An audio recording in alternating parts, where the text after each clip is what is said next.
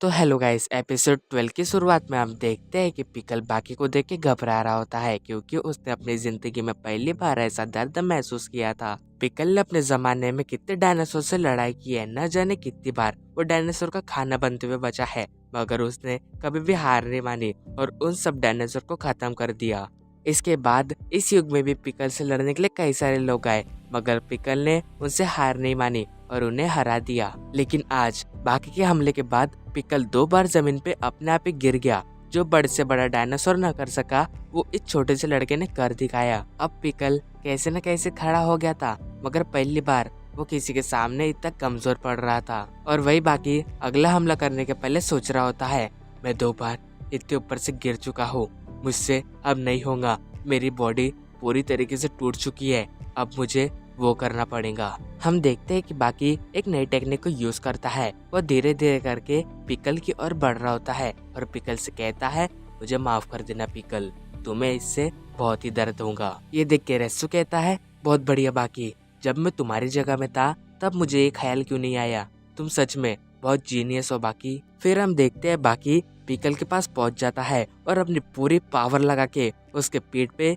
एक जोरदार चमाट लगाता है, जिससे पिकल को बहुत ही दर्द महसूस होता है। वो दर्द में कांप रहा होता है और वही बाकी का हाथ पिकल के पीठ पे छप जाता है। ये देख के रेस्सू कहता है, मुझे नहीं लगा था कि बाकी इस टेक्निक को यूज करेगा। इस टेक्निक का नाम है हिप स्ट्राइक। ये जापानीज में बहुत पुरानी टेक्निक है। अगर इस मूव से हम किसी को मारे तो उससे बहुत ही दर्द होता है, चाहे वो यूजीरो हनमाई हो। इस टेक्निक के लिए तुम्हें अपनी बॉडी को बहुत ही ढीला छोड़ना पड़ता है, जिससे कि तुम्हारे मसल्स बहुत ही स्ट्रॉन्ग हो। अगर तुम इससे किसी को मारते हो तो उसे चाबुक जैसी फीलिंग होती है, चाहे उसका शरीर कितना भी ज्यादा ताकतवर हो। अगर हम इस मूव को एक ताकतवर आदमी पे यूज करें या फिर एक बच्चे पे, तो उन दोनों को एक जैसा ही दर्द महसूस होगा।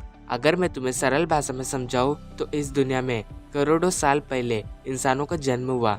न जाने उसके बाद कितने जीव इस दुनिया में आए, मगर किसी में भी चाबुक की तरह मार पाए ऐसे शक्तियां नहीं थी, सिवाय एक को छोड़ के, और वो है औरतें। ये सुन के तोकुगावा कहता है, तुम सही हो, औरतें चाबुक जैसा चाटा मारती है।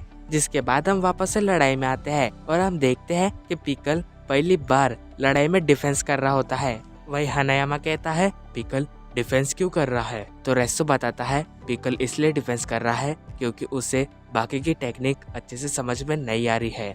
लेकिन इतनी मार खाने के बाद पिकल को बहुत गुस्सा आ जाता है और अब वो लड़ने के लिए तैयार हो जाता है। ये देख के रेस्सू कहता है, ये तो वही मूव है जिसने मुझे एक ही बार में हरा दिया था, मगर बाकी को देख के लग रहा है कि वो इसके लिए तैयारी करके आया है। और अब हम देखते हैं कि बाकी किसी मूव के लिए तैयार हो रहा होता है। हम देखते हैं कि वो एक टाइगर के मूव को तैयार करता है। ये देख के रेस्सू कहता है, ये तो कुंफू की पुरानी टेक्निक कोकेन है, मगर बाकी इस समय इसे यूज क्यों कर रहा है? फिर बाकी एक एक करके सारे एनिमल्स के मूव को यूज करने लगता है।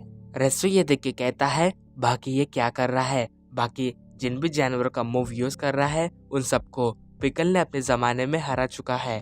लेकिन बाकी को देख के लग रहा है कि वो बहुत ही बड़ा कुछ नया करना चाहता है। आगे हम देखते हैं कि बाकी अपने पूरे शरीर को रिलैक्स करता है और एक नए मूव को करने की कोशिश करने लगता है। तो रेस्सू कह रहा होता है, शायद से भी बाकी एलिफेंट का मूव करेगा, नहीं राइनो का, ये तो कुछ बड़ा दिख रहा है। वही बाकी अपनी पूरी ताकत लगा के ट्रेसराटॉप्स का फॉर्म ले लेता है और ये देख के पिकल बहुत ही घबरा जाता है क्योंकि ये डायनासोर उसके सबसे खतरनाक दुश्मनों में से एक था और पिकल को इसके ताकत का अंदाजा पूरी तरीके से था। पिकल भी सोच रहा होता है, जो लड़का उसके सामने इतना कमजोर था वो अभी उसके सामने बहुत ही ताकतवर दिख रहा है। ये देख के तोकुगावा भी कहता है, बहुत बढ़िया बाकी, जो अब तक एक भी फाइटर नहीं कर सका वो बाकी ने कर दिखाया, शायद से वो अभी पिकल को हरा सकता है। जिसके बाद बाकी एक नए डायनासोर का फॉर्म लेने लगता है और ये डायनासोर एक उड़ने वाला डायनासोर होता है। जिसके बाद वो टीरेक्स का फॉर्म लेता है और ये देख के